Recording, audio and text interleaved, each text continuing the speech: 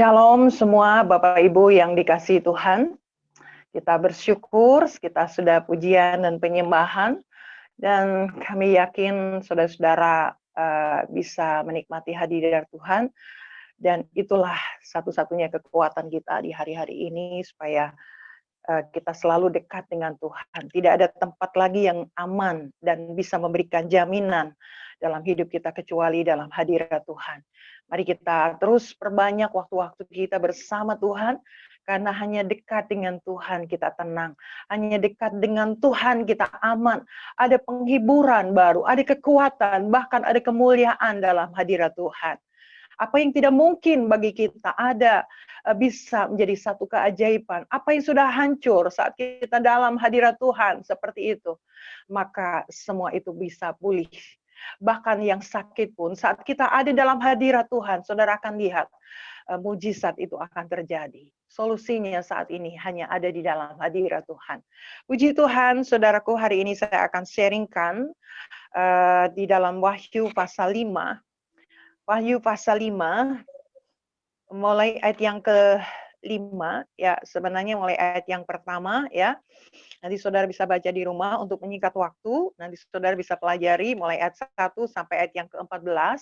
Tetapi untuk menghemat waktu saya akan langsung bacakan di ayat yang ke-5. Ya, demikianlah firman Tuhan Allah, tema yaitu kitab yang dimeterai dan anak domba. Lalu berkatalah seorang dari tua-tua itu kepadaku, kepada Yohanes ya, jangan engkau menangis. Sesungguhnya singa dari suku Yehuda, yaitu tunas Daud, telah menang. Sehingga ia dapat membuka gulungan kitab itu dan membuka ketujuh meterainya.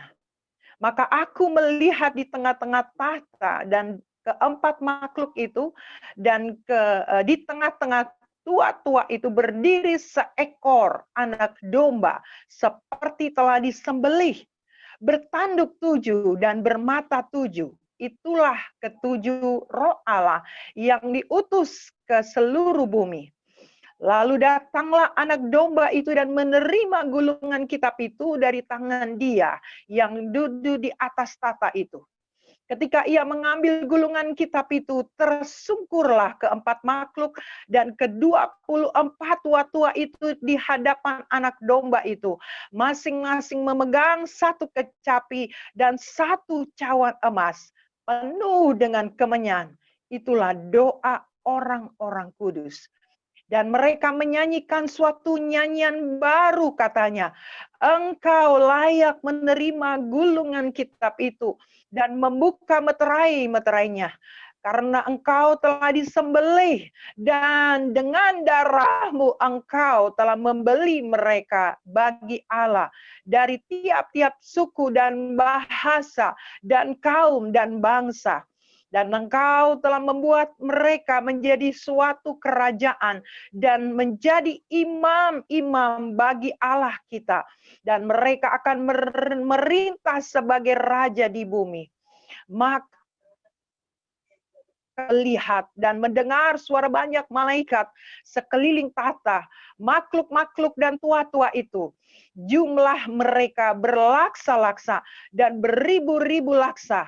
Katanya dengan suara nyaring, anak domba yang disembelih itu layak untuk menerima kuasa dan kekayaan dan hikmat dan kekuatan dan hormat dan kemuliaan dan puji-pujian.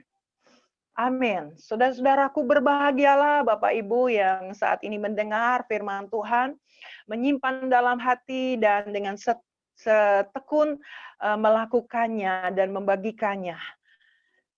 Kita akan lihat saudara, di dalam ayat ini saya tidak akan perinci ya karena durasinya, tapi yang saya ingin sampaikan saudaraku, di ayat ini dikatakan bahwa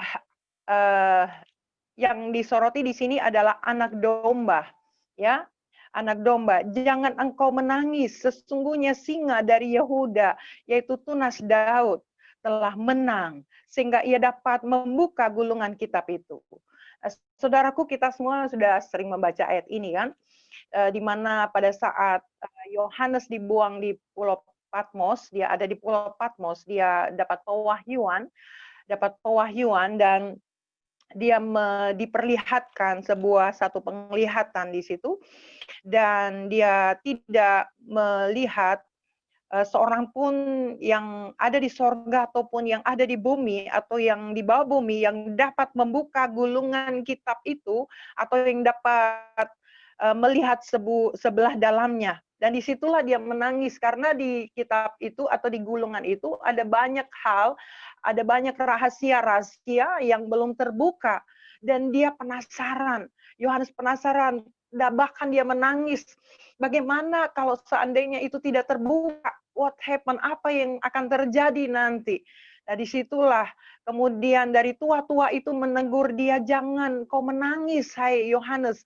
Sesungguhnya singa dari Yehuda, yaitu Tuhan Yesus, dia tunas Daud telah menang sehingga ia dapat membuka gulungan kitab itu dan membuka ketujuh meterai.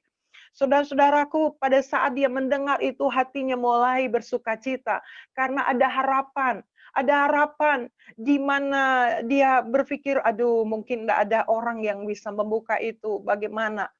Saudaraku, bukankah hari-hari ini kita juga mengalami banyak hal seperti itu? Ya, ada banyak pengharapan-pengharapan yang sudah mulai pudar. Begitu banyak sebelum pandemi, kita punya rencana-rencana besar. Ya, mau melakukan bisnis, mau pergi ke sana kemari. Tetapi begitu ada pandemi yang tidak pernah kita duga sama sekali, maka semua rancangan itu bisa berubah total. Bahkan sempat banyak di antara kita yang menangis seperti Yohanes, bagaimana seperti ini, bagaimana ya, apa yang akan terjadi? Semua sudah hancur, semua sudah tidak ada harapan lagi. Semua yang saya rencanakan habis. Bahkan seperti yang dialami oleh Yohanes ini, dia sangat sedih. Tapi saudara-saudaraku, hari ini saya mau bawa kabar baik buat Bapak Ibu, baik yang ada di Zoom ini maupun di Facebook dan dimanapun saja, bahwa singa dari Yehuda itu telah tunas Daud telah menang dan dia dapat membuka gulungan kitab itu dan membuka ketujuh meterainya. Jadi ada harapan dan itu kabar sukacita bagi Yohanes. Dia bersukacita karena Yesus sang singa dari Yehuda, tunas Daud. Dia yang menjadi jawaban, dia yang bisa membuka dari gulungan kitab itu. Saudara, saya mau katakan, jangan putus asa dulu, jangan takut dulu dengan apapun yang saudara hadapi. Mungkin kau sudah sakit bertahun-tahun, tapi hari ini saya mau bawa kabar baik, singa dari Yehuda. Tuhan Yesus, dia menang. Dia sudah menang kalahkan segala kuasa jahat. Dia menang atas segala kuasa iblis yang selama ini menebarkan, yang selama ini mencuri, membunuh, bahkan berusaha membinasakan imanmu dengan cara apapun. Tapi Yesus singa dari Yehuda sudah menunjukkan 2000 tahun yang lalu dia mati di kayu salib dan dia sudah menang atas semua itu. Jadi saudara nggak perlu takut, apalagi dengan beredarnya hari ini begitu banyak berita-berita yang di lockdown, yang saudaraku tidak boleh ya zona merah, termasuk di daerah saya itu. Tapi bagi saya itu tidak bisa menggetarkan saya. Saya sudah buktikan, saya pernah COVID dan Yesus yang aku sembah, singa dari Yehuda, dia sudah mengalahkan semuanya. Sungguh saudara, seandainya saya tidak bertemu dengan Tuhan, saya tidak memiliki Yesus dalam hidup saya nggak tahu. Mungkin saya sudah tidak ada di muka bumi ini. Tapi pada saat saya merasa, Tuhan, saya nggak merasa seperti orang sakit. Kenapa ini terjadi? Lalu Tuhan dengan lembut dia bisikkan di roh saya, karena aku menggendongmu, nak. Aku menggendongmu. Di saat itulah saya menangis. Pantas orang lain bisa merasakan hal seperti itu, saya enggak. Karena kita punya singa dari Yehuda, Yesus, yang mengalahkan semua apapun yang dipanahkan iblis kepada kita. itu tidak bisa kita rasakan 100% karena semua itu sudah ditanggung oleh Yesus. Tapi saudaraku, di sini kita lihat,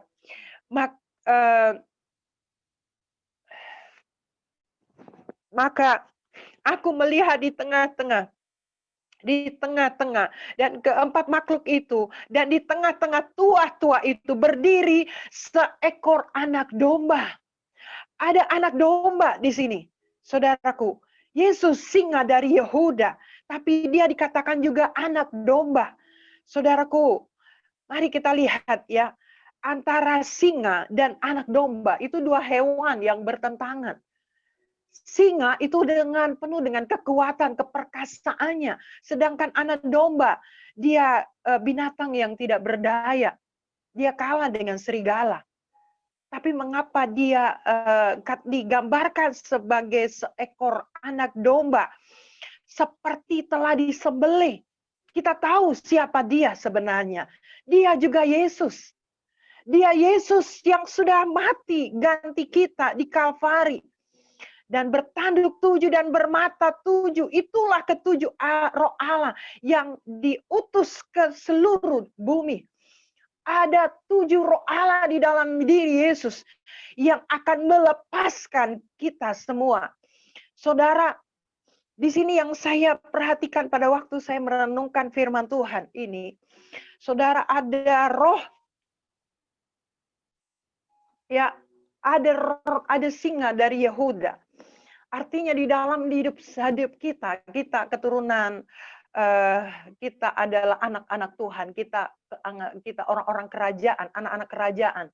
Bahwa di dalam diri saya ada potensi singa dari Yehuda yang bisa mengaum, yang bisa menghancurkan kubu-kubu iblis.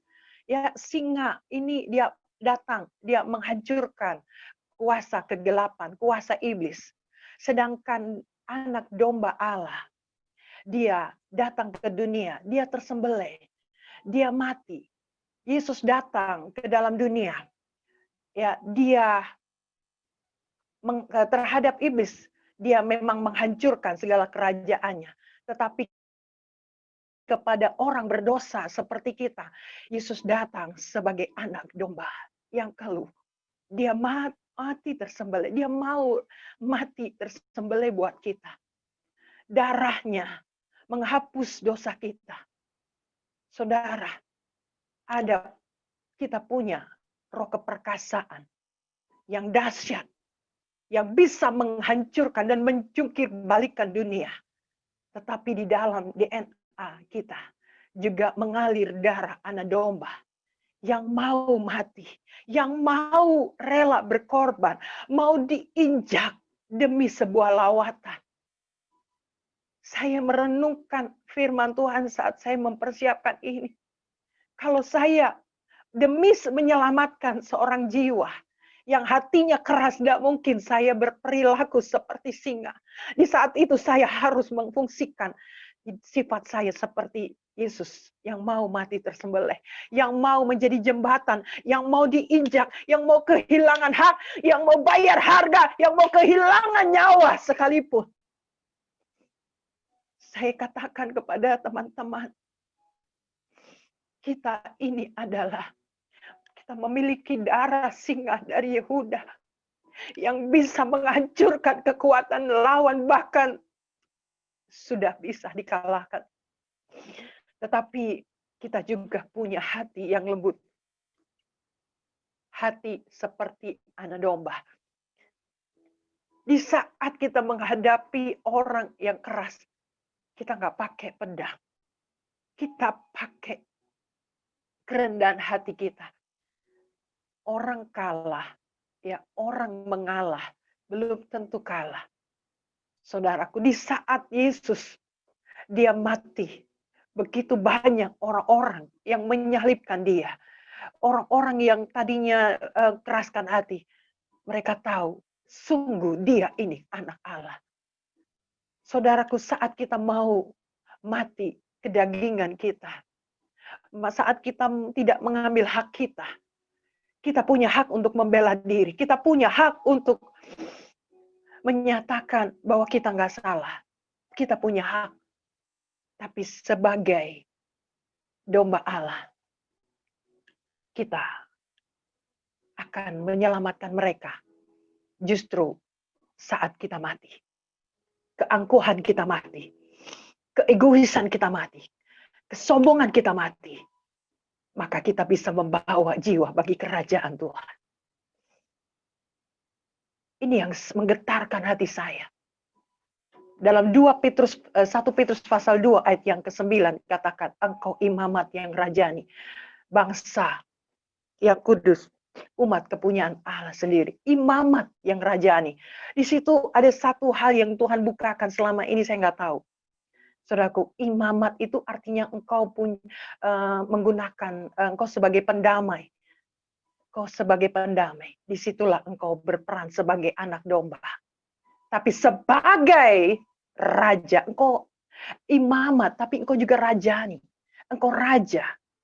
Engkau penguasa, engkau pengendali. Engkau bisa menghancurkan kekuatan lawan. Diberi kuasa kunci kerajaan. Apa yang kau ikat di bumi akan terikat di sorga. Dan apa yang kau lepaskan di bumi akan terlepas di sorga. Saudaraku, di sini saya melihat dalam ayat yang ke-9.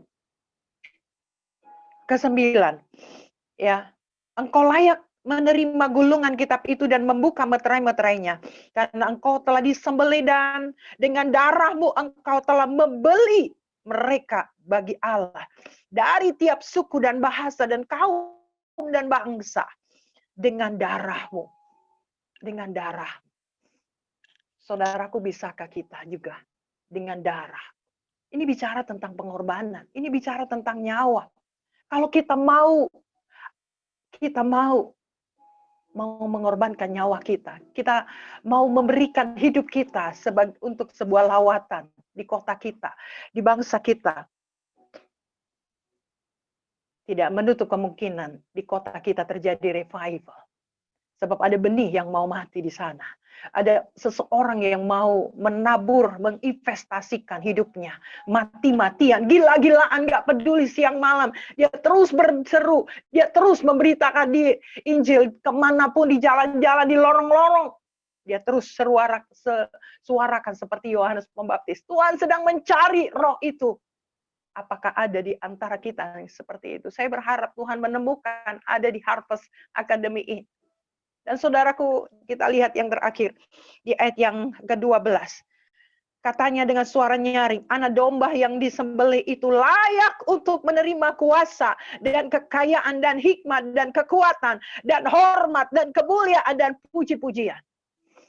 Saudara tahu, ini bicara sebenarnya tentang 7 gunung yang ada di dalam kota kita. Sering kita berdoa untuk 7 gunung, 7 pilar. Inilah saat kita mau dan memiliki DNA sebagai anak domba dan DNA sebagai singa dari Yehuda, maka kita bisa menaklukkan 7 gunung. Hormat, apa yang pertama dikatakan, anak domba menerima kuasa, ya, menerima kuasa. Menerima kuasa ini bicara tentang gunung government, gunung pemerintahan. Saat kita bisa melakukan peran kita, memainkan peran kita di dalam misi Allah ini, maka kita bisa memberikan kuasa.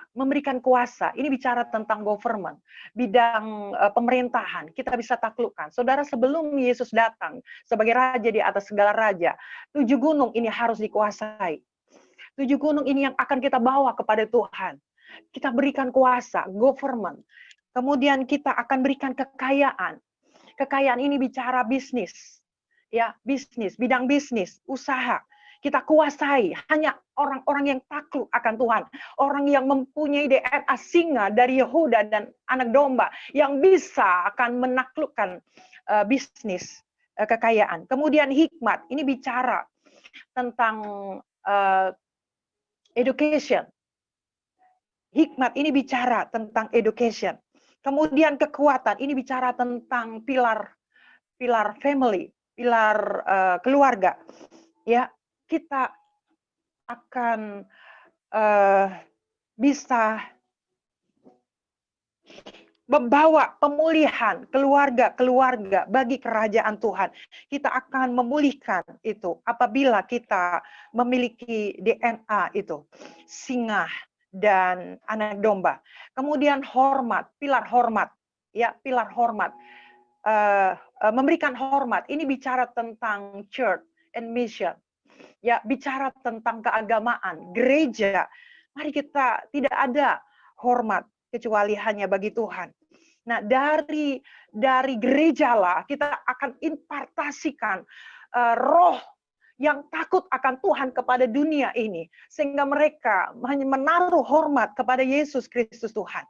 Dan kemuliaan ini bicara tentang art, kultur, ya budaya, seni, entertainment.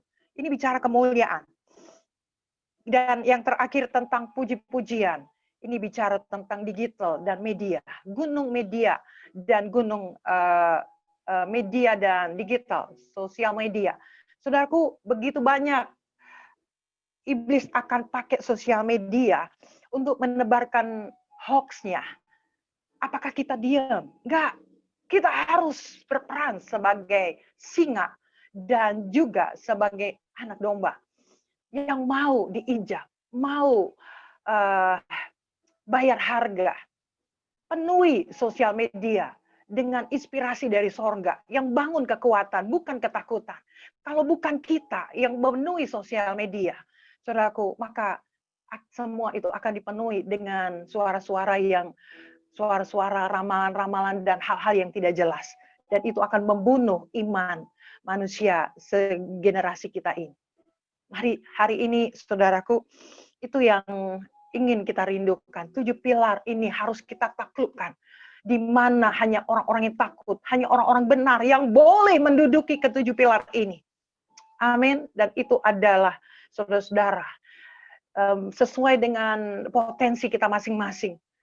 Di dalam bidang pendidikan, di sosial media kah, di keluarga kah, di bisnis kah, mari engkau menguasai bidang itu, saudaraku. Engkau menjadi raja-raja atas bidang saudara. Taklukkan itu bagi kerajaan Tuhan. Dan saya percaya nama Yesus ditinggikan. Puji Tuhan, Tuhan Yesus memberkati.